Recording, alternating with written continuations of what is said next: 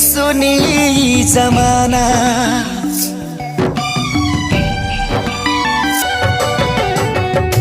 हो जइबू दोसर के तू कुछ दिन के बाद बा, दिल पगला रोई बन दीवाना।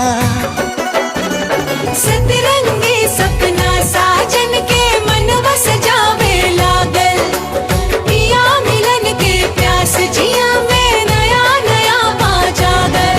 सीख ले हवे हम भी, हाँ सीख ले हवे हम भी, गम में हंसे के ज्यादा अब जिए के पड़ी, अब जिए के पड़ी।